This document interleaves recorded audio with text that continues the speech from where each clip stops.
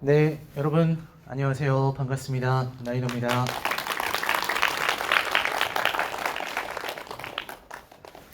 네, 오늘 나인호와 함께하는 영화 인수분해 시즌 2의 두 번째죠. 네, 지난번에 500일의 썸머를 했었고요. 이번이 겟아웃으로 두 번째 시간입니다. 많이 와주셔서 오늘도 진짜 너무 많이 와주셔서 너무 감사드립니다. 네, 최근 들어서 뭐 인수분해랑은 별 상관없는 일이지만 다양한 활동을 또 보여드리고 있는 것 같습니다. 못 들으신 분들도 계시겠지만 최근에 팟캐스트 매불쇼라는 데 또 출연하고 있기 때문에 다양한 곳에서 만나 보실 수가 있다. 이런 말씀을 좀 드리면서 진행을 하도록 하겠습니다. 자, 첫 번째 영화, 두 번째 영화죠. 네.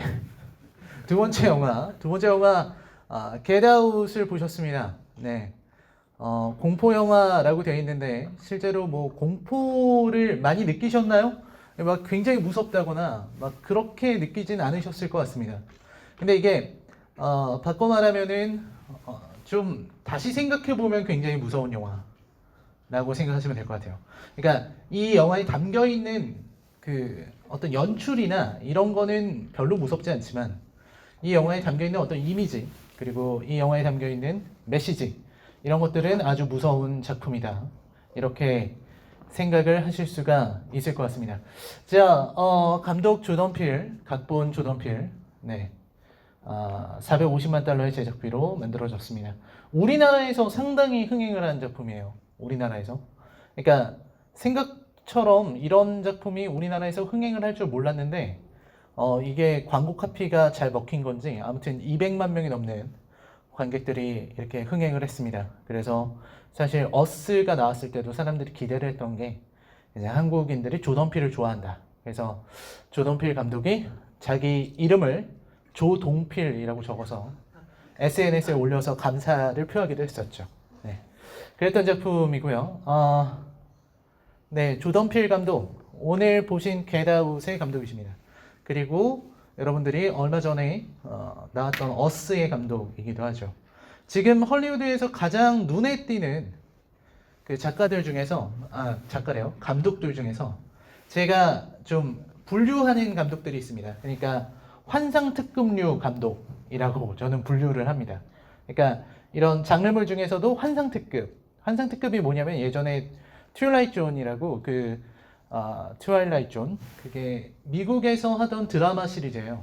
그러니까 지금으로 치면은 여러분들이 기묘한 이야기라든지 혹은 블랙미러 이런 류를 생각하시면 됩니다. 그런 어떤 약간 귀신 이야기인 것 같기도 하고 그러면서 좀 여러 오컬트 이야기가 들어가는 작품들이 바로 그런 환상특급류죠. 그래서 사실 조던 필 감독이 보여주는 영화도 환상특급 같은 이야기죠. 그렇죠? 어스 보셨습니까? 어스 안 보신 분도 있죠. 안 보신 분들이 있을 것 같아서 스포하긴 좀 그렇지만 어스도 되게 환상특급 같은 이야기거든요. 비슷해요. 조던 필 감독의 작품이기 때문에 약간 좀 지하실에 집착하는 것도 좀 비슷하고 뭔가 지하실에는 뭔가 우리가 알지 못하는 그런 공간이 막 펼쳐져 있는 것 같은 음모가 이렇게 있을 것 같은 그런 걸 좋아하는 감독이 바로 조던 필입니다. 이 조던 필은 여러분들이 어떻게 보면 이런 코미디언으로 더 잘 알고 계실지도 모르겠습니다. 그죠? 미국 코미디를 좋아하시는 분들은 코미디언으로 많이 알고 계실 것 같고 그 다음에 유튜브에서도 아직도 이 사람이 한 스탠딩 코미디 같은 게 번역되어 있더라고요. 우리말로 번역된 스탠딩 코미디가 있기 때문에 조던 필에 관심이 가신다면 그런 걸 찾아보셔도 좋을 것 같습니다. 인종차별 코미디를 주로 합니다.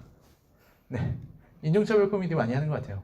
그래서 본인이 이제 코미디에서 했었던 그런 내용들을 이제 영화로 만드는데도 성공했던 감독이다 이렇게 말씀드릴 수 있겠습니다. 그리고 이 겟아웃은 이게 몇 회더라? 90회일 겁니다. 90회 아카데미 제가 정확하지 않은데 재작년 아카데미를 말하는 겁니다.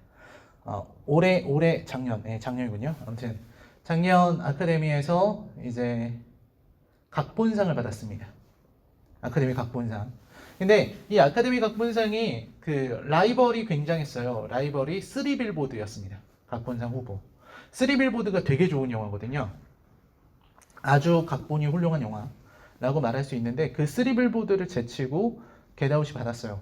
제가 볼 때는 두 영화가 각본상을 받아도 전혀 이상하지 않을 정도로 좋은 영화들이었고 완벽한 각본이었다. 이렇게 말씀드릴 수가 있겠습니다.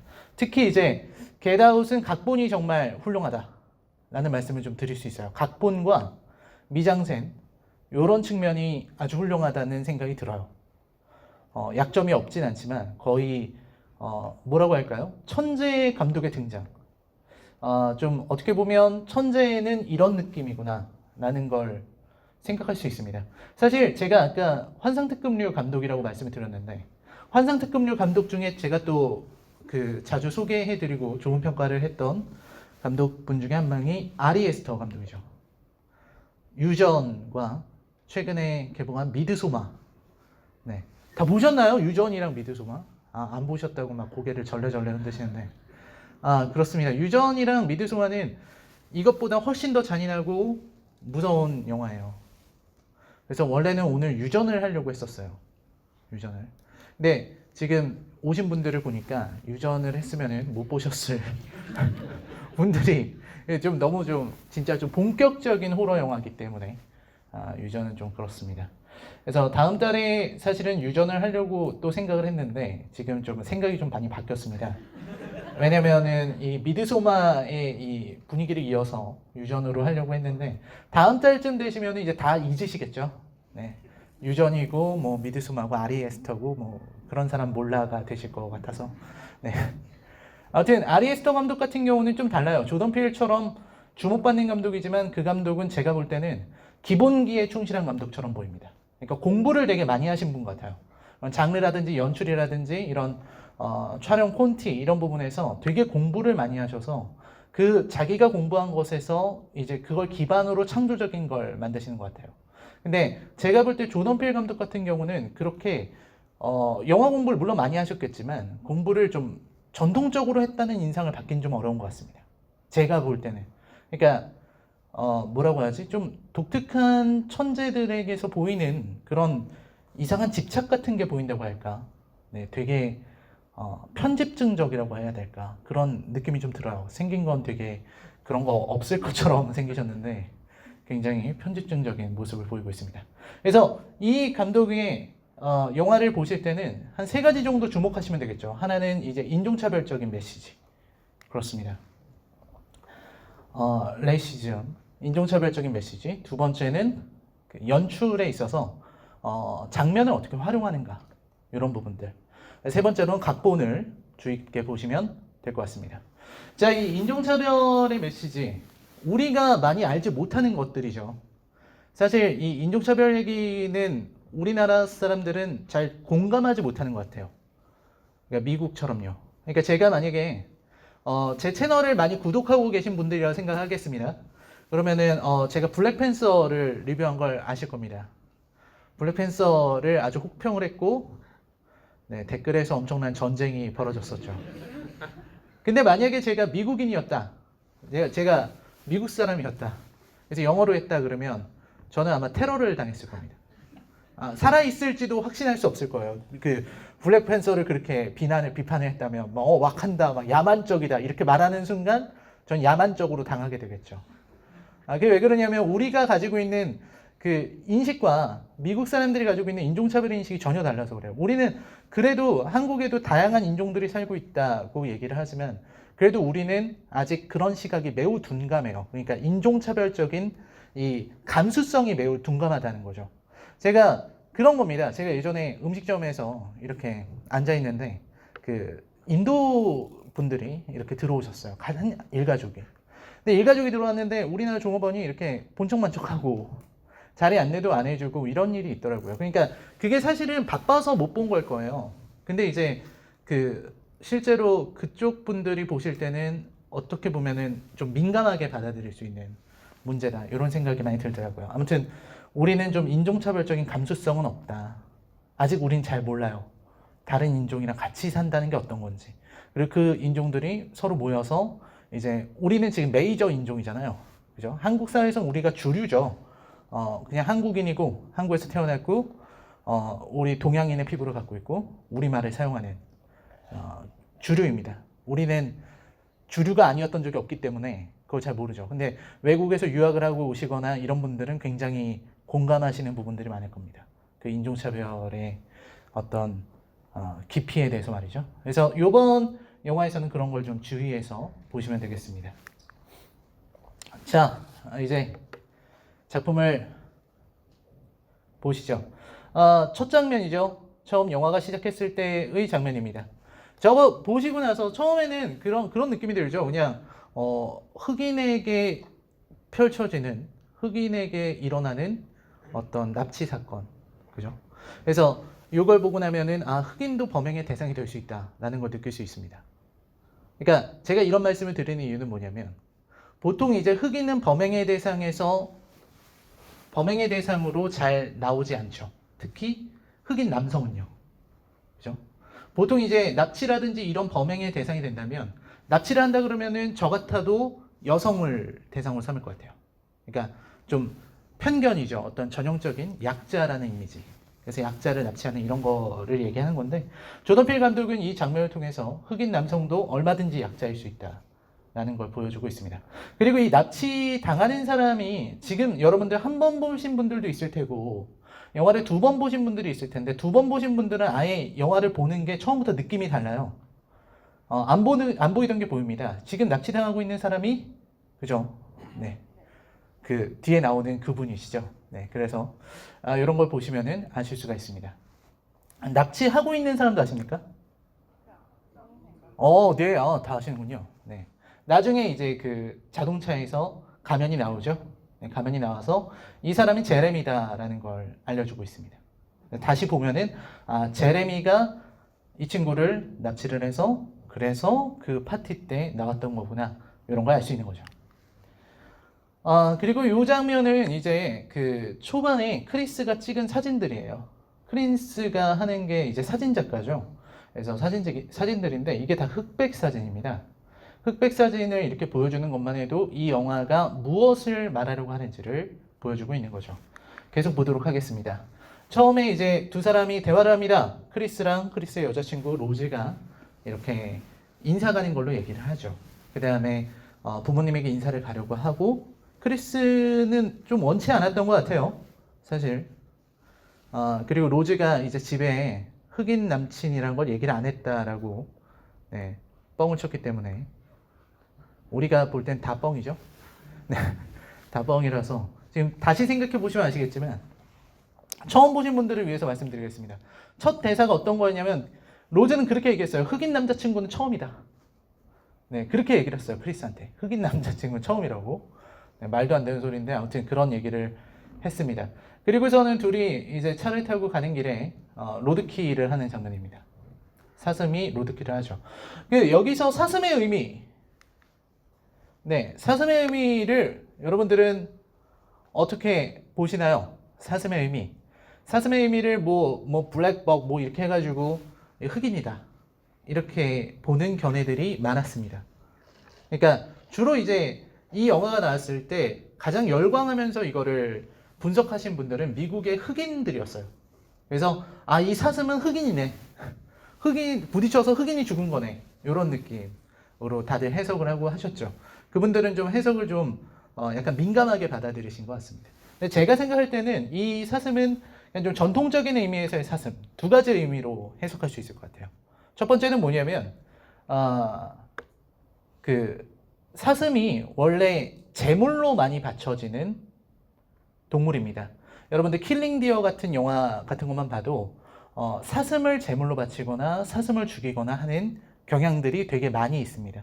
그래서 이 사슴을 죽였다는 것은 제물의 운명을 의미하는 거죠. 그래서 이 장면에서 크리스가 죽은 사슴을 가만히 바라보는 장면이 나오죠. 그 컷들이, 그 쇼트들이 의미가 없는 것들이 아니라 크리스가 마치 자신이 제물이 될 것을 미리 보고 있는 그런 장면이다. 이렇게 말씀드릴 수 있겠습니다.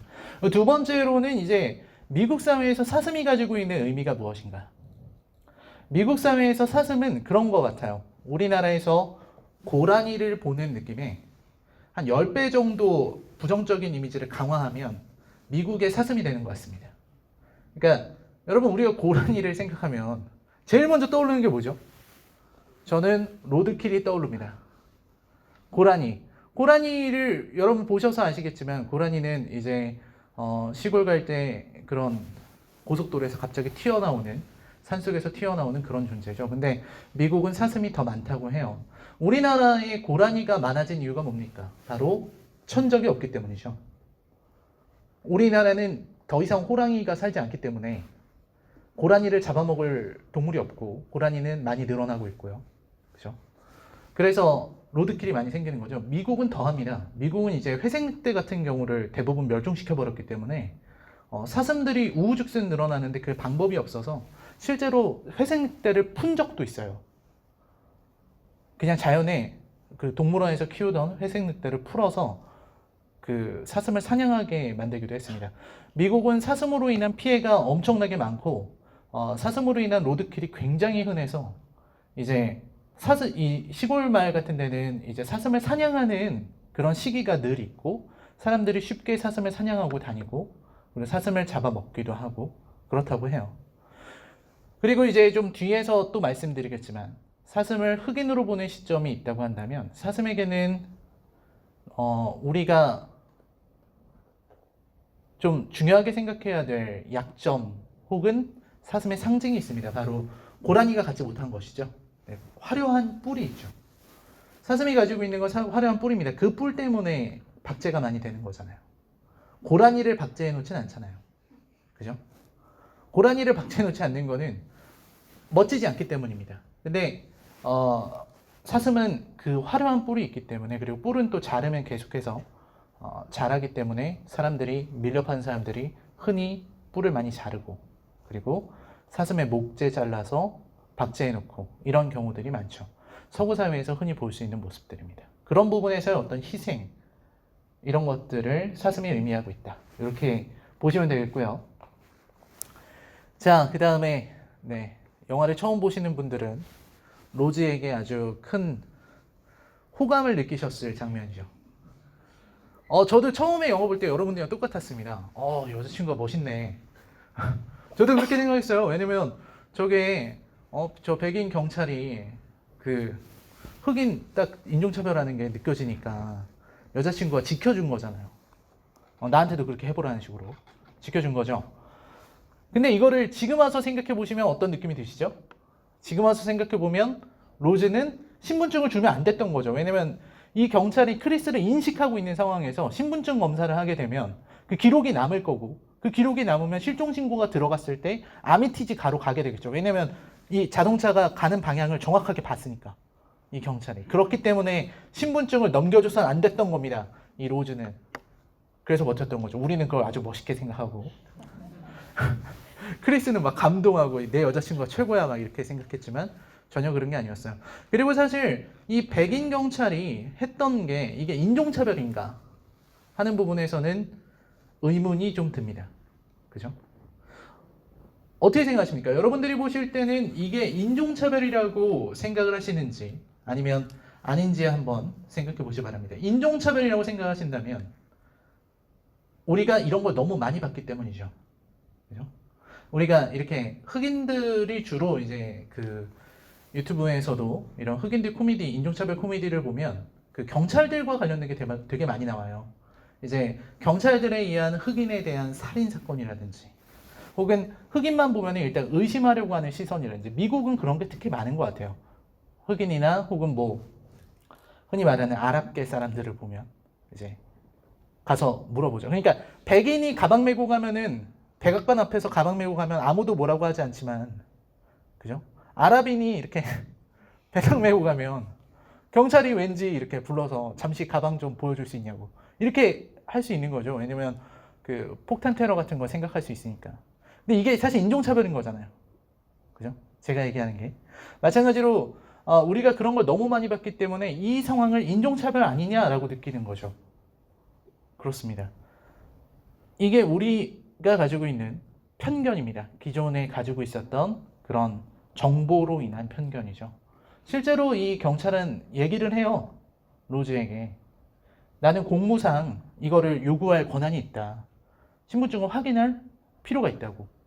근데 로즈는 끝까지 거절을 했던 거죠. 이 부분을 계속 가시면 이제 아미티지가로 도착을 합니다. 네. 여러분 이 장면을 보시면은 어떤 게 먼저 보이시나요? 이 아미티지가에서 사람들이 이렇게 인사를 하고 있는, 안아주고 있는 장면입니다. 이 부분이 사실 이 영화에서는 매우 중요한 부분이라고 할 수 있겠는데 그 이유가 뭐냐면 그 완벽한 대칭 때문이죠. 그렇지 않습니까? 완벽한 대칭. 이게 약간 조금 이 캡처가 살짝 그렇게 돼서 그렇지 조금 이 영상이 흘러가는 거니까요. 보시면 좌우 구도가 완전히 똑같습니다. 아주 선명할 정도로 좌우 대칭이 되어 있죠. 가운데를 자르고서 왼쪽에 보면은 의자 2개가 놓여져 있는 모습까지 완벽하게 똑같고 집, 창문 모든 게 대칭을 이루고 있습니다. 이 대칭은 여러분들이 조던 필 감독을 볼 때 꼭 신경 써서 보셔야 되는 부분이에요. 어스에서도 엄청나게 많은 대칭들이 나옵니다. 이 대칭을 굉장히 중요하게 생각하는 감독이고 그리고 이번 영화에서의 이 대칭은 흔히 액자식 대칭이라고 많이들 얘기를 해요. 이른바 프레임이라고 하죠. 그러니까 가둬놓는다는 느낌을 주게 됩니다. 그리고 이걸 보면은 어떤 한 액자에 그림 안으로 사람이 들어가는 느낌을 갖게 만들죠. 요거를 조금만 이 구도, 이 세로로 된 기둥들과 이 구도를 조금만 바꾸면은 감옥 같은 모양이 될 수 있어요. 그림으로 바꿔 그리면. 그러니까 마치 감옥 속으로 들어가는. 이거 어떤 거라고 보시면 되냐면 이게 감독판은 엔딩이 달라요. 우리가 본 거는 일반판이죠. 일반판이라서 마지막에 친구 로드가 왔죠. 그죠? 그리고서 끝나지 않습니까? 근데 감독판은 잡혀갑니다. 크리스가 잡혀가서 그 교도소를 들어가요. 거기서 이제 막 로드랑 막 얘기하고 그 다음에 그 감옥 안으로 들어갑니다. 그때 크리스가 얘기를 해요. 내가 모든 걸 끝냈다. 이 비극을 끝냈다라고 하면서 본인은 감옥으로 들어갑니다. 근데 그 감옥으로 들어갈 때 이미지가 이 집에 들어갈 때 이미지랑 똑같이 비슷한 구도로 그려져 있다. 그래서 이 영화를 볼 때는 반드시 구도와 대칭 그리고 이미지를 생각을 하셔야 됩니다. 이런 장면들. 네. 이게 지금 뭐 하는 장면인지 아십니까? 처음에 아미티지가에 와서 이제 아버지, 어머니, 딘과 어머니 이름이 뭐더라? 아무튼 네, 아무튼 그렇게 얘기를 하잖아요. 대화 나누는 장면이에요. 그리고 아주 바람직하게 웃고 있는 그런 장면이죠. 굉장히 귀여운 얼굴들. 네, 이런 게 드러납니다. 근데 이제 이거는 이제 뭐냐면 이제 색감 대비를 말씀드리려는 거죠. 네, 흑인이 있는 쪽은 어둡습니다. 백인이 있는 쪽은 밝죠. 네, 이 대비가 계속해서 드러나고 있어요. 그리고 중앙을 분리했죠. 중앙을 분리해서 흑백의 대비를 해놨어요. 왼쪽에는 빛이 들어오고 오른쪽에는 어둡습니다. 그리고 뒤에 보면 액자가 있고요. 그 액자는 또 프레임을 의미하죠. 뭐 그렇습니다. 그리고 액자의 시선은 관객을 보고 있고 관객은 크리스를 보고 있습니다. 이런 장면들이 계속해서 이어지는 거죠. 네, 그리고 많은 액자들을 보고 있는 장면들이에요. 이 무수한 액자들이 의미하는 거, 이 무수한 액자들에 들어있는 장면들, 이런 것들도 이 영화를 보고 있는 우리와 다르지 않습니다. 그러니까 우리도 이 액자 속 세상을 보고 있다. 이렇게 보시면 될 것 같아요. 그리고 저 장면을 통해서 이제 여러 가지 얘기들이 드러나죠. 과거에 있었던 사건이라든지 이제 딘의 아버지가 이제 올림픽에 나갔었다. 그런 얘기가 나오죠. 그리고 흑인에게 졌다. 라는 얘기까지 나오게 됩니다. 그런 내용이고요. 네, 제레미의 등장. 그렇습니다. 제레미가 등장하기 전까지 이 대화들이 기억이 나십니까? 얘네들이 나눴던 대화들. 아버지가 계속해서 하고 있는 얘기를 들어보면 이제 오바마가 나왔으면 찍었을 거다 라는 얘기. 흑인들에게 오바마가 어떤 존재인지를 보여주고 있습니다. 실제로 오바마가 나온다고 찍는지 모르겠지만 오바마가 나왔으면 찍었을 거다 이런 얘기. 그리고 나는 흑인들에게 그런 편견이 없다 이런 식으로 얘기를 해요. 근데 여러분들이 그거를 보실 때 어떻게 느끼셨나요? 그 말을 하는 오바마가 나왔으면 나는 찍었을 거야 라는 말을 크리스에게 할 때 어떤 위화감 같은 걸 느끼셨습니까? 나는 흑인들을 그렇게 차별하지 않아 라는 얘기를 할 때 위화감을 느끼셨나요? 혹은 흑인 사용자들, 이제 좀 이따 나오겠지만 월터라든지 이런 사람들을 볼 때 여러분들이 그걸 느끼셨나요? 뭔가 위화감? 크리스가 어쩌면 좀 불편해하지 않을까라는 생각을 하셨을까요? 네, 그런 걸 좀 생각해 주셨으면 좋겠고요. 제레미가 등장하고 있습니다. 요거는 되게 유명한 장면이에요. 네, 제레미 등장하는데 이제 뭐 색감을 맞췄다 뭐 이런 얘기들을 하고 있는데 어쨌든 제레미는 위쪽으로는 흰색, 아래는 빨간색을 입었습니다. 여기에서 빨간색은 매우 중요한 색깔이기 때문에 좀 뒤에 가서 말씀을 드리겠습니다.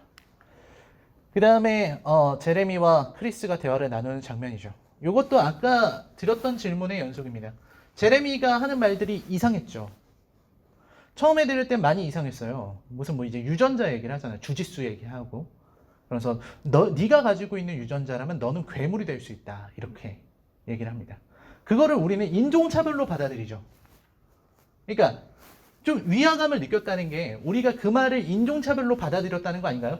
그러니까 오바마를 찍었을 것이다 라는 말을 굳이 흑인에게 하는 이유, 그리고 너는 너의 유전자라면 너는 괴물이 될 수도 있다 라고 말하는 이유. 그러니까 예를 들어서 우리가 흑인 보고 넌 달리기 잘하겠다 라는 게 인종차별로 들릴 수 있는 거 아닌가요? 흑인이 우리보다 달리기를 잘하는 건 사실이지만 사실을 직시하는 것만으로도 인종차별이 될 수 있죠. 그렇잖아요. 제가 만약에 여기 한국이니까 그렇지 미국 같은 데서 흑인들은 수영 못하잖아 이러면 진짜 난리 날 겁니다. 그죠? 달리기는 잘하지만 너네 수영은 못해. 인종차별이죠. 근데 아무튼 우리는 이걸 인종차별로 받아들이고 있어요. 제레미가 한 말도 모두 인종차별로 받아들이고 있습니다.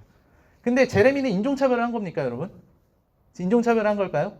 아니에요. 제레미는 인종차별을 한 게 아닙니다. 제레미는 진짜 자기가 생각하는 걸 얘기한 거예요. 너의 유전자라면 괴물이 될 수 있다고. 왜냐면 여러분들 뒤에 보시면 아시겠지만 아미티지가는 흑인의 유전자를 숭배하는 그런 가문이잖아요.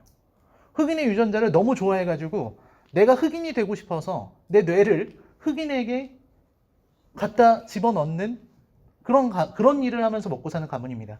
얘네들은 사실 흑인을 좋아해요. 흑인이 우월하다고 생각하고 흑인의 신체 조건을 가지고 싶어 합니다. 근데 우리는 이걸 인종차별로 생각한다는 거죠. 감독이 지적하고 싶은 게 바로 그 부분에 있습니다. 그러니까 이 영화가 좋은 영화라고 얘기를 하는 이유는 바로 관객들이 우리가 가지고 있는 인종차별을 지적하고 있기 때문이죠.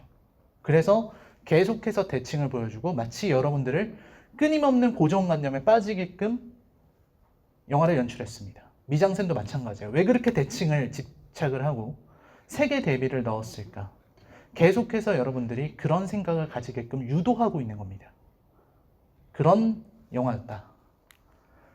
계속 보겠습니다. 네, 조지나하고 월터죠. 이 두 사람이 지금 처음에는 엄청난 위화감을 느끼죠. 그러니까 이거는 보다 보면은 진짜 중간에 너무 환상적인 경험을 우리가 하게 되는 게 월터랑 조지나를 보면서 뭔가 이상하다고 느끼게 돼요. 저는 이 부분에서 정말 연출이 디테일했고 정말 너무나도 연기가 좋았다고 생각합니다. 왜냐면 자 일단 월터 같은 경우는 할아버지죠. 그죠? 그래서 월터는 이제 보면은 되게 행동하거나 말하는 게 좀 느리세요. 할아버지처럼. 좀 느리고 이제 가장 이상하게 느껴졌던 게 갑자기 로즈가 예쁘지 않냐고 얘기하는 장면이죠. 근데 그때는 진짜 누가 봐도 이상하잖아요. 아니 뜬금없이 저런 말을 왜 하는지. 그래서 크리스가 의심하잖아요. 월터의 마음을. 그 의심하는 장면까지도 이해가 되는데 이제 와서 돌아와서 해보면 할아버지가 자기 손녀를 예쁘다고 한 거기 때문에 어떻게 보면 너무나 월터 입장에서는 그냥 별 생각 없이 우리 손주 예쁘지 않아요? 이렇게 얘기한 거란 말이죠. 그걸 크리스는 다르게 받아들였습니다. 그죠? 그랬던 거고 조지나 같은 경우도 마찬가지죠. 조지나도 이제 이 영화를 자세히 한 번 더 보시기를 전 추천하는데 집에 가셔서 왜 그걸 추천하냐면 이 조지나를 보다 보면 이런 느낌이 듭니다. 예를 들어서 딘이 방을 어머니가 쓰셨던 방이라고 하면서 이 방은 어머니가 쓰셨던 방이고 좋아해서 그대로 두었어 라고 하면 조지나가 나와요. 그런 장면들이 많아요. 이미 조지나가 어머니라는 걸 계속해서 보여주고 있습니다. 그래서 이런 장면들이 나오고 있다. 그리고 되게 이상한 장면들이 많죠. 다음 장면은 이제 인간 경매가 시작되는 장면입니다. 이 사람들은 검은색 세단을 타고 옵니다. 검은색 세단을 쭉 타고 와서 내리죠. 거기서 백인이 내립니다. 요거를 다르게 생각해 보면, 자, 검은색을 타고 있는데 안에는 백인이 있었다. 백인의 몸을 갖고 있지만 뇌는 백인의 몸이래요. 흑인의 몸을 가지고 있지만 몸은 백인인 그런 부분의 어떤 상징이라고 보실 수가 있겠죠. 백인이 흑인의 몸을 타는 거랑 똑같은 거다. 이렇게 보시면 되겠고요. 그 다음에 이제 이 사람들이 이제 문제의 흑인 애호가들입니다. 흑인의 몸에 들어가고자 하는 사람들이죠. 이 사람들의 형태를 잘 보시면 백인이고요. 검은 옷을 입고 있고 어두운 옷을 입고 있습니다. 그리고 빨간색. 이렇게 특징을 볼 수 있죠. 백인들에게는 늘 빨간색이 함께 하고 있어요. 보면은 빨간 옷을 입었거나 혹은 뭐 내부에도 빨간색이 있습니다. 절대로 이 사람들은 파란색을 입지 않아요. 이 영화에서 파란색을 입는 사람은 누구냐? 바로 흑인입니다. 누가 파란색을 입냐면 크리스가 입고요. 그리고 로드가 입어요. 로드가. 그래서 크리스가 로드랑 대화하는 장면을 보면은 둘이 똑같은 파란색 옷을 입고 있어요. 그래서 그냥 배우 얼굴을 가리고 놓으면은 누가 누군지 모를 정도로 비슷한 파란색 옷을 입고 있고 둘이 비슷한 인형을 놓고 있습니다. 그거는 사실 의도된 거예요. 여러분들에게 이 둘이 같다는 걸 보여주기 위한 거죠. 그런 거다 라고 보시면 되겠고, 그 다음에 이 사람들이 전부 다 화면을 바라보고 있습니다. 우리를 바라보고 있죠. 이 영화는 계속해서 영화를 한 번 더 자세하게 보시길 바랍니다. 거의 모든 장면에서 우리를 바라보고 있는 시선이 있어요. 어떤 한 인물은 카메라를 보고 있습니다. 되게 소름 끼쳐요. 그리고 카메라를 바라보고 있는 이 인물이 없으면 액자가 나를 바라보고 있어요. 잘 보십시오. 보다 보면은 뒤에 액자가 하나 있는데 거기 인물은 카메라를 보고 있어요. 이 시선을 계속해서 우리를 보게 만듭니다. 그리고 우리의 시선도 늘 인식을 하죠. 그래서 가끔 보다 보면은 영화 보다 보면 이제 등장인물이 갑자기 카메라 보고 말할 때 있잖아요. 그럴 때마다 깜짝깜짝 놀라게 되는 거죠. 그런 거고, 문제의 이 사람이 나왔습니다. 이분을 봤을 때, 이분이 처음에 납치된 분인데, 이분을 봤을 때, 들었던 말로 표현할 수 없는 위화감. 그죠? 정말 저는 이 부분에서 되게 나중에 영화를 다 보고 나서 되게 소름이 많이 끼쳤는데, 저는 이 사람에게서 소름이 제일 많이 끼쳤어요. 왜 그러냐면, 처음에는 되게 이상하다 생각했어요. 왜냐면, 저는 좀 그렇다고 느꼈거든요. 이 사람이 사용하고 있는 영어가 흑인 영어가 아닌 것 같다. 슬랭을 섞어 쓰지 않네? 뭐 이런 느낌. 그래서 이상하다고 느낀다라고 했는데 생각해보면은 거의 모든 면에서 이상합니다. 그러니까 노인이 젊은 흑인 남성의 몸에 들어갔을 때 상상할 수 있는 그 말도 안 되는 어색함을 온몸으로 표현하고 계신 중이죠. 그런 느낌이기 때문에 우리가 계속 이상하다고 느끼게 되는 거예요. 그래서 이 사람이 했던 유명한 말들이 있죠.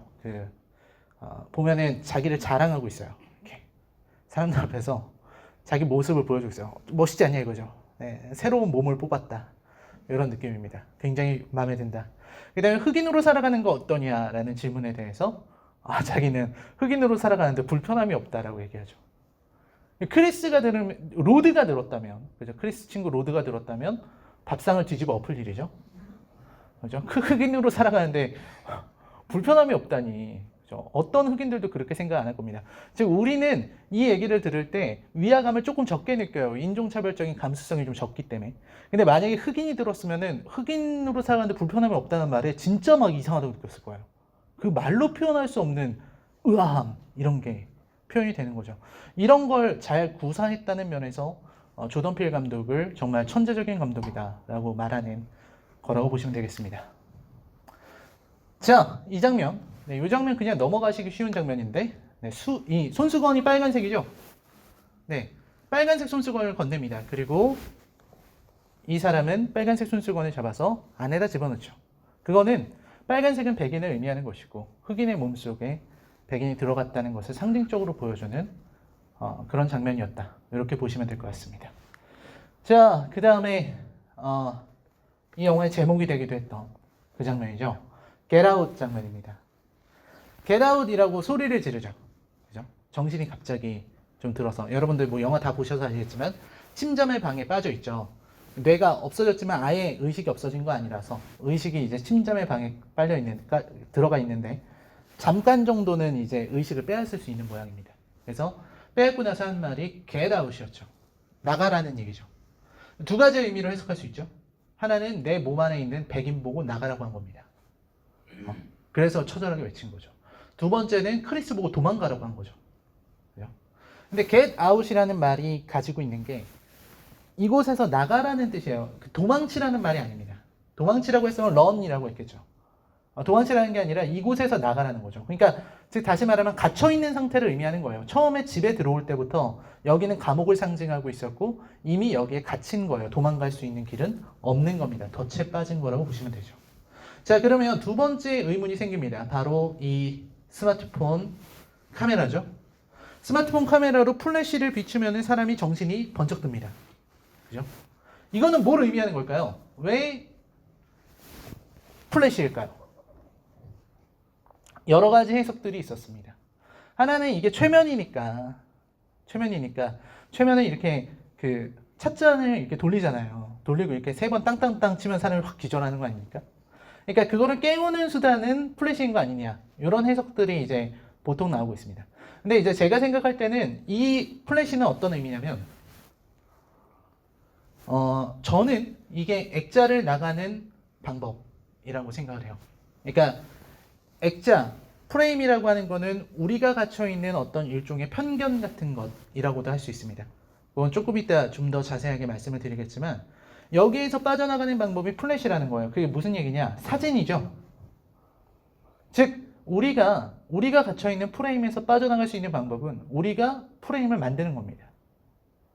사진을 찍는 거죠. 이거 조금 어렵나요? 사진을 찍어서 SNS에 올릴 때 인종차별 문제라든지 이런 것들을 공론화할 수 있죠. 즉 다시 말해서 예전에는 사회에서 여러 가지의 차별이 있었을 때 지금처럼 이슈가 되지 못했습니다. 인종차별 얘기는 우리가 조금 어려우니까 옛날 얘기를 좀 해봅시다. 예를 들어서 학교폭력 같은 경우에 그죠? 요즘 학교폭력을 하지 못하죠. 그러니까 선생님이 학생에게 하는 폭력이요. 체벌 같은 거. 여기도 보시면은 저랑 비슷한 또래이거나 저보다 또 많으신 분들도 있겠지만 우리 땐 많이 맞았습니다. 그죠? 선생님이 딸기 때리면 애들이 놀랐지만 그냥 가만히 있었죠. 그렇잖아요. 지금 같았으면은 벌써 사진 다 찍었을 거예요.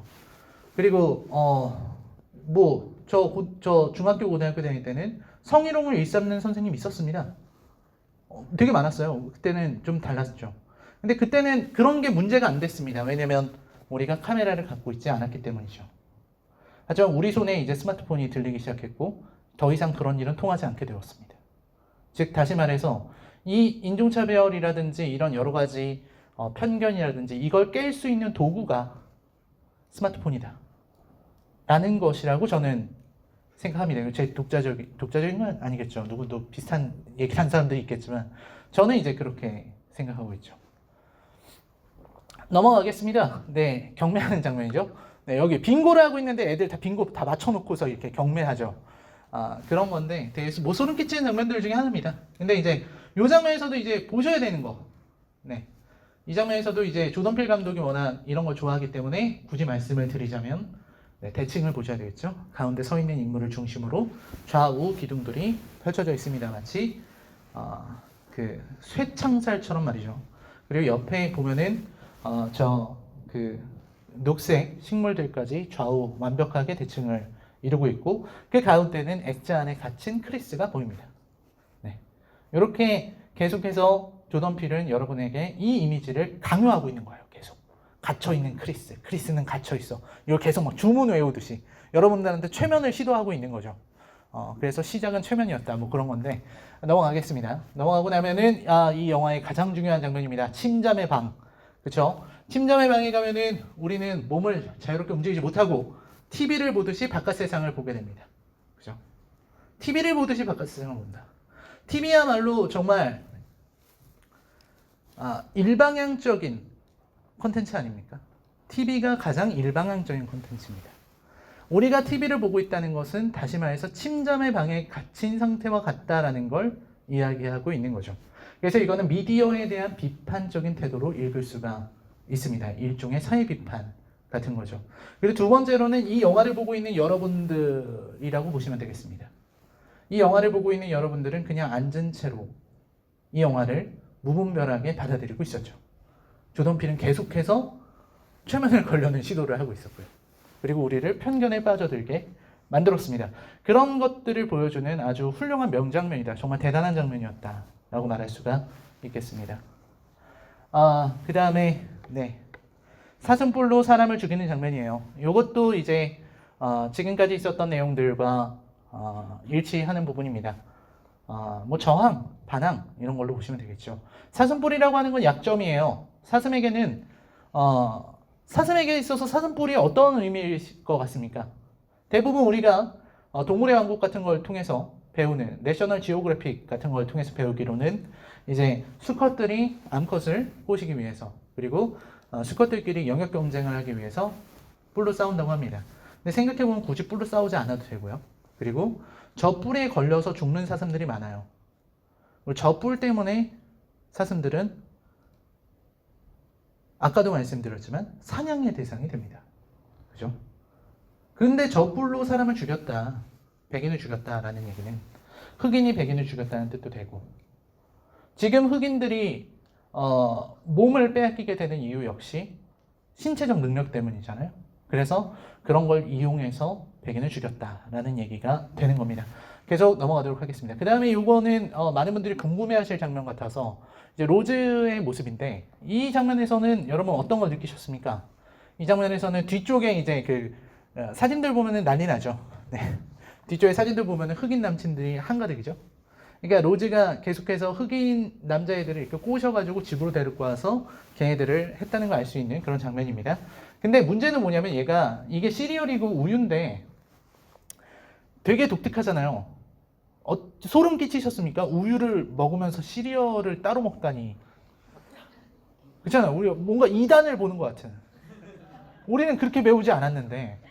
그렇잖아요. 시리얼을 우유에 말아먹지 않는 그 어떤 이단을 봤을 때의 어떤 그 충격적인 그런 거죠. 굉장히 저도 보면서 많이 놀랐습니다. 근데 요거는 어떤 많은 사람들이 이렇게 얘기를 해요. 섞이기 싫어하는 백인들의 어떤 백인 순혈주의가 아니냐라고까지 얘기하는데, 제가 볼 때는 너무 나간 것 같고, 그게 아니라 이 인물이 이만큼 독특하다, 굉장히 특별한 정신세계를 가지고 있다라는 걸 보여주는 것 같습니다. 저도 깜짝 놀랐어요. 어떻게 저렇게 먹을 수가 있지? 그 다음에 이제 샷건인데, 샷건 들고 이제 크리스를 죽이러 쫓아갑니다. 뭐 로즈가 했던 대사들, 아주 유명한 대사들 많아요. 내가 차키를 줄 수 없는 거 알잖아, 뭐 이런 대사라든지. 근데 요 샷건 장면은 이제 영화 다시 보시면은 영화 첫 번째에 아버지 얘기하면서 우리 아버지가 샷건을 들고 너를 쫓아가진 않을 거야 라고 얘기를 합니다. 그래 놓고 지가 샷건을 들고 죽이려고 쫓아가고 있는 장면이죠. 그래서 이런 부분에서 어떤 조던필 특유의 어떤 유머감과 이런 것들을 볼 수가 있다. 그리고 샷건 들고 쫓아갔다가 샷건 맞고 죽은 장면입니다. 그리고 자살도 했죠. 옆에서 할아버지 몸 안에 있던 친구가 자살을 했고, 로드가 구하러 나오는 부분이라고 말씀드릴 수가 있죠. 뭐 엔딩 관련된 얘기는 하지 않겠습니다. 뭐 엔딩 부분 너무 쉬워서 여러분들이 뭐 다 아시니까 넘어가고, 이 포스터입니다. 포스터 보면은 우리들의 모습을 보여주고 있는 거죠. 그죠? 어떤 모습이 여러분들의 모습입니다. 굉장히 비슷한 모습이죠. 네. 여러분들이 영화 보실 때 어둠 속에서 이런 모습이지 않았을까. 특히 이 디테일 좀 보시면 되겠는데, 그 앉아서 보고 있고, 그 다음에 손은 묶여 있어요.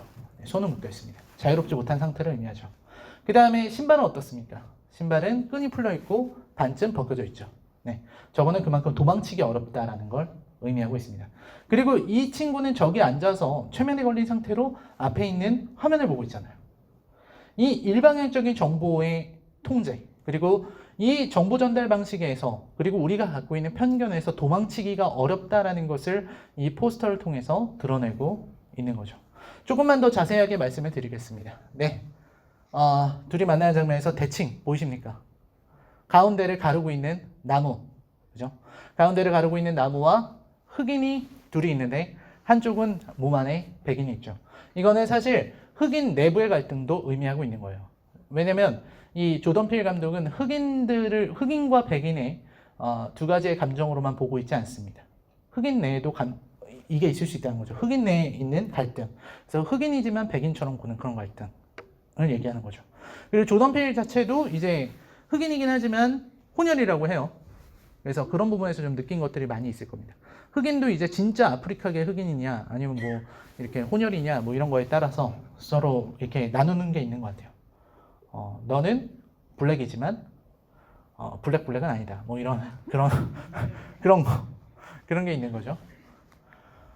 그 다음에 네, 이단자의 모습입니다. 아무튼 이 장면도 이제 보면은 정확한 좌우 대칭 느껴지십니까? 정확하게 반을 딱 가르고 뒤에 있는 액자들이며 옆에 있는 뭐 이런 부분들이 다 좌우 대칭이다. 그 다음에 저쪽에 있는 인형, 저 인형이 상징하는 거는 로즈가 가지고 노는 남자들 이렇게 보시면 됩니다. 다시 영화를 보시면 저 인형을 가지고 있는 장면이 허투루 보이지 않으실 겁니다. 그 다음에 어스에서의 장면입니다. 네, 어스. 이것도 흑인과 흑인의 모습을 보여주고 있죠. 그리고 반이 딱 갈려서 네, 대칭적인 구도를 취하고 있다는 거 네, 보실 수 있을 겁니다. 빠르게 넘어가도록 하겠습니다. 자, 그 다음에 이 장면은 아까 말씀드렸듯이 하늘색을 입고 있는 것은 흑인입니다. 그리고 뒤쪽에 백인들이 둘러싸고 있죠. 이거는 전형적인 사냥의 장면이죠. 그죠? 이제 사냥감을 놓고서 백인들이 둘러싼 겁니다. 뒤, 옆 다 둘러싸고 있고 얘네 아무것도 모르고 웃고 있는데 앞에는 누가 있죠? 앞에는 우리가 있습니다. 그래서 우리도 포인을 하고 있는 사람 중에 하나다. 이렇게 보시면 되겠고요. 그 다음에 아까도 말씀드렸듯이 카메라를 보고 있다. 이 사람들은 우리를 가리키고 있다. 우리에게 메시지를 전달하고 있는 것이다. 이렇게 보시면 되겠네요. 자, 결국 이 영화가 말하고자 했던 것은 우리가 가지고 있는 편견이었습니다. 이 영화는 이 영화에 나오는 등장인물들은 인종차별에 대해서 얘기하고 있지 않았습니다. 하지만 우리는 타이거 우즈를 얘기할 때, 그죠? 그 다음에 어떤 신체 능력에 대해서 얘기할 때, 그 다음에 뭐 여러 가지 궁금해하면서 물어보잖아요. 그거는 상품을 궁금해했던 거예요, 그죠? 골프를 잘하는지 이런 걸 궁금해했던 거예요. 나는 저 몸에 들어가고 싶은데 골프에 재능이 있나? 혹은 뭐 야구에 재능이 있나? 이런 식으로 물어봤던 겁니다. 근데 그걸 바라보고 있는 우리들은 그걸 인종차별로 받아들였어요. 그게 바로 우리 안에 있는 편견이다라는 거죠. 그래서 그 편견을 깨기는 어렵다라는 거고. 그래서 이 포스터에서 이 깨져 있는 이런 그 포스터는 프레임을 깨고 어떤 감옥을 깨고 나가기를 바라는 조던 필의 감정이 들어있다라고 말씀을 드릴 수가 있겠습니다. 질문을 받도록 하겠습니다. 여러분 질문을 꼭 해주셨으면 좋겠고요. 질문해주신 분께는 모두 영화표를 2표씩 드리고 있기 때문에 질문을 하시면 될 것 같습니다. 네, 좋은 영화 감사드립니다. 아까 결말에 대해서 얘기하실 때 극장판이랑 감독판이 다르다고 했는데 마지막에 경찰 나오는 부분에서 조금 깜짝 놀라면서 이렇게 잡혀가는구나 했는데 친구가 등장해서 뭐 다행이라는 생각도 들었지만 이렇게 결말을 좀 분리해서 이렇게 만든 어떤 의도가 있는지, 그리고 한편으로는 이제 백인 경찰이 뭐 112에 전화를 했으니까 오는 게 조금 더 현실감이 있었을 것 같기도 한데 그렇게 바뀐 어떤 의도가 있는지 궁금합니다. 네, 좋은 질문에 너무 감사드립니다. 사실 뭐 조던 필 감독은 처음부터 경찰이 와서 크리스가 잡혀가고 살인자가 되는 걸로 생각을 했다고 해요. 근데 이제 중간에 보시면 아시겠지만 같은 같은 흑인들끼리인데 그 로드가 도움을 요청했을 때 다른 흑인들이 들은 척만 척하는, 흑인 경찰들이 들은 척만 척하는 장면들이 있어요. 그래서 어떤 경찰에 대한 그런 불신들 이런 걸 나타내기 위해서 일반판에서는 경찰이 등장하지 않는 걸로 했고 감독판에서는 자기가 원래 그리려고 했었던 엔딩을 그린 겁니다. 조던 필 감독은 하고 싶은 얘기가 엔딩에서 나온다고 생각을 했었는데 그리고 또 몇 가지 이제 자른 대사들이 있어요. 근데 제가 볼 때는 자른 부분이 더 낫지 않나 그런 생각을 하고 있습니다. 자, 다음 분. 인형을 장난감이라고 표현을 하셨는데요. 그 처음 최면 빠졌다가 깼을 때 이제 인형을 돌리거든요. 그 주인공이 그 돌리는 게 어떤 의미가 있을까요? 뭐 이렇게 바라보고 있던 인형을 안 바라보는 방향으로 돌렸었는데 그게 과연 이제 난 장난감이 아니다라는 그런 표현인 건지. 네. 좋은 질문에 대해 감사드립니다. 장난감은 이제 그 인형은 보다 보시면은 그 계속해서 장면들에서 나오고 있습니다. 근데 그 그 인형이 바라보고 있는 시선은 그런 거랑 비슷한다고 보시면 돼요. 그 뭐지 감시하는 시선이라고 보시면 됩니다. 그 크리스가 중간에 그 계단을 올라갈 때 아래에 있었던 백인들이 대화하고 있다가 갑자기 위를 다 쳐다보잖아요. 굉장히 소름 끼치는 장면이죠. 그런 것처럼 항상 시선이 자기를 감시하고 있고 우리들의 시선도 보고 있기 때문에 그 시선으로부터 벗어나고자 하는 그 어떤 왜곡된 시선이라고 할까요? 고정된 시선으로부터 벗어나고 싶어하는 그런 그 마인드, 그런 어떤 의지의 표현이라고 보시면 좋을 것 같습니다. 네, 제 의견은 그렇고요. 다음 질문 받겠습니다. 네. 예, 우선 좋은 영화 감사합니다. 저는 이 영화를 두 번째 보게 됐는데요. 그 분명히 그 주인공이 핸드폰을 처음에는 이제 충전기를 꽂았는데도 불구하고 그 충전기를 계속 빼놨지 않습니까? 그런데 나중에 가 보면은 주인공이 완전히 최면에 빠졌을 때 친구가 전화를 했는데도 불구하고 이게 이틀이나 지났는데 계속 전화가 된다는 거는 제 생각에는 굳이 실종으로 처리를 할 거면은 그 핸드폰을 충전해 줄 필요도 없고 없는 편이 더 낫다고 생각을 했는데 과연 이게 감독이 얘기를 끌어가기 위해서 이거를 그냥 넘어가 줬는지 어떻게 생각하시는지 좀 궁금해요. 네, 좋은 질문에 너무 감사드립니다. 정말 감사하고요. 일단 휴대폰을 처음에 충전을 못하게 한 것은 정말 다른데 통화하지, 경찰에 신고하지 못하게 한 겁니다. 근데 그 이후에 왜 휴대폰을 유지시켰냐라는 거는 의심을 덜기 위해서는. 왜냐면 실종 신고가 들어가면 안 되거든요. 그리고 크리스 얘기를 들어보면 아시겠지만 크리스는 사실상 고아입니다. 가족이 없어요. 찾을 사람이 없다는 거죠. 로드 외에는 찾을 사람이 없는 겁니다. 근데 이제 스마트폰이 이 여자친구 집에 갔다는 걸 알기 때문에 스마트폰이 계속 연락 불가능한 상태로 있으면 로드는 더 크게 의심할 거기 때문에 스마트폰을 유지하고 있었던 거죠. 그리고 전화가 왔을 때 그 의심 같은 경우는 로즈가 충분히 받아칠 수 있는 부분이었다. 이렇게 보시면 될 것 같습니다. 그래서 로즈와 가족들이 생각할 때는 스마트폰을 폐기하거나 계속 꺼진 상태로 노는 게 오히려 실종 신고가 들어갈 위험이 더 크기 때문에 그런 걸 방지하기 위해서 스마트폰을 켜진 상태로 둔 것이다. 이렇게 생각을 합니다. 자, 다음 분 질문 받겠습니다. 영화 초반부에 로즈가 블란드레이, 그러니까 베이커리 안에서 그 빵들을 막 고르잖아요. 그러니까 막 그래서 눈 여기 보면서 뭐를 고를까 하잖아요. 혹시 그게 이제 영화 마지막 부에 로즈가 또 이제 어떤 흑인 영상을 골라가지고 박사를 낼까 약간 이런 거에 복선이 있는 건지 여쭤보고 싶어요. 말씀하신 것처럼 빵을 고르는 장면이 정확하게 보신 겁니다. 바로 그 복선이죠. 먹잇감을 고르는 그런 복선이라고 보시면 될 것 같습니다. 자, 다음 분 받겠습니다. 영화 너무 재밌게 봤습니다. 제가 지금 겟아웃도 두 번째 보는 거고 어스도 영화관에서 한 번 보고 와가지고 어스랑 조금 연관된 질문 하나 드려도 되겠습니까? 네. 혹시 어스에서는 계속 토끼와 관련돼서 되게 의미 있는 상징성을 계속 부여를 하려고 하잖아요. 그 토끼의 귀, 분리된 그런 거. 혹시 겟아웃에도 이렇게 특정적으로 보일 만한 상징성을 제가 못 발견한 건가 해가지고 이렇게 토끼처럼 조던 필 감독이 계속 의미하려고 하는 게 소품이 있었는지 그거에 대해서 좀 궁금하거든요. 네, 좋은 질문 감사드립니다. 저는 어스가 겟아웃보다는 못 만든 영화라고 생각하는데 그 이유가 바로 토끼라든지 1111 같은 상징들 때문입니다. 너무 눈에 보이고 의도가 명확하죠. 근데 겟아웃은 더 좋다고 생각하는 이유는 소품들의 배치를 통해서 전달하고 있다는 거예요. 어떤 한 동물의 상징이 아니라 그 소품들이 정해져 있는 위치, 대칭과 색감의 대조 이런 걸 통해서 빛이 들어오는 곳과 빛이 들어오지 않는 곳, 빛이 들어오지 않는 곳에는 반드시 흑인이 있고 빛이 들어오는 곳엔 백인이 있는 이런 식의 구도를 통해서 간접적으로 묘사를 했기 때문에 더 좋은 영화이지 않나, 더 가치 있는 영화이지 않았나 이렇게 생각합니다. 그러니까 토끼와 같은 상징적인 동물은 없는 거죠. 네, 그렇게 생각합니다. 자, 다음 분 질문 받겠습니다. 네, 저는 라이너님께서 옷으로서 백인과 흑인을 나누셨다고 한 점에 굉장히 놀랐는데 제가 두세 번 정도 이 영화를 보면서 못 발견했던 거거든요. 근데 영화를 보고 있는 내내 크리스의 여자친구도 파란색 옷을 입고 있었는데 감독은 여기서 어떤 것을 의도했는지 궁금합니다. 이제 파란색 옷을 입은 것은 그 초반부에 나오는 부분들이 있거든요.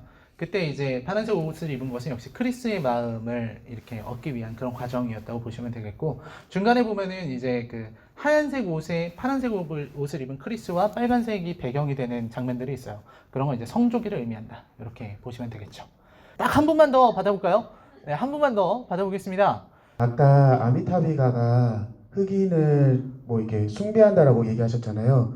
근데 초반에 제가 영어를 잘 못해서 제대로 이제 번역만 보고 영화를 보는데 집 구경을 시켜줄 때 지하실에 잠궈놨던 네. 이유를 검은 곰팡이가 피어나서 그걸 잠궈놨다고 이야기를 했어요. 근데 곰팡이가 저희가 생각했을 때는 지워야 되고 막 이렇게 계속 생기니까 계속 이렇게 집안을 더럽히는 거니까 지워야 된다고 생각을 하잖아요.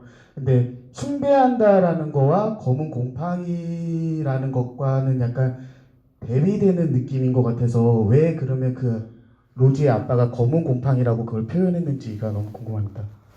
아, 네. 집 얘기할 때 이제 검은 곰팡이 얘기도 하고, 그 다음에 주방에서 이제 싱크대 얘기도 합니다. 그 부분이 전부 다 흑인과 관련된 부분이긴 한데, 검은 곰팡이가 밑에 있는 흑인을 얘기하는 것은 아니고, 이제 검은 곰팡이가 있어서 된다는 거는 아래서 벌어지고 있는 일들을 숨기고 싶은 심정에서 그렇게 얘기했다. 그래서 검은 곰팡이를 이제 흑인으로 바라보는 시선이 되게 많아서, 그거는 이제 좀 우리가 그거는 좀 약간 흑인들의 치우친 견해가 아니냐라는 얘기가 되게 많이 나왔었습니다. 제가 끝나기 전에 조금만 더 하겠습니다. 왜냐면 질문이 나올 줄 알았는데 안 나와가지고. 자, 여기 아시아인이 나옵니다. 동양인 나오죠. 기다리고 있었는데 이거 질문하면은 딱 알고 있었죠 하려고 했는데, 여러분의 마음을 읽었습니다 하려고 했었는데, 동양인이 나옵니다. 이 동양인이 왜 나온 걸까요? 동양인은 어떤 의미일까요? 동양인은 이 인종차별 얘기, 백인과 흑인 사이에서 완충지대, 회색지대의 역할을 하고 있습니다. 그리고 동양인이 가지고 있는 차별에 대한 얘기죠. 그리고 동양인은 미국에서 교육을 통해서 사실 상류층으로 올라간 비율이 굉장히 높았기 때문에 흑인들이 동양인을 바라볼 때 유사 백인이라고 보는 경우가 많습니다. 그래서 트윙키라는 별명이 있어요. 그런 별명이 있습니다. 겉은 노랗지만 속은 하얗거든요. 그 트윙키가 이렇게 열어보면. 그리고 불량하다 이거죠. 불량식품이다. 네, 그런 얘기들이 있습니다. 그리고 이제 LA 한인폭동, 네, 이런 거 있었을 때, 요거 그냥 간단하게 말씀드리면은 이제 흑인들이 위로 올라오는데 얘네들이 가려고 하는 곳은 베버리 힐즈 아니겠습니까? 백인들 사는데 거기를 공격해야 되죠. 그때 경찰들이 베버리 힐즈는 철통같이 지키고 흑인이 넘어오면 바로 사살하겠다라고 얘기했습니다. 하지만 코리아타운에 대해서는 전혀 지켜주지 않았죠. 그래서 한인들이 자기가 자기를 지켜야 했어요. 그거는 백인들이 사실은 자기들의 안전을 위해서 한국인들을 중간에 방어선, 방패 정도로 쓰고 있었던 거거든요. 그런 걸 생각해 보시면 여기서 아시아인이 나온 이유를 조금 더 진지하게 바라보실 수 있을 것 같습니다. 오늘 정말 감사드립니다. 네, 고맙습니다.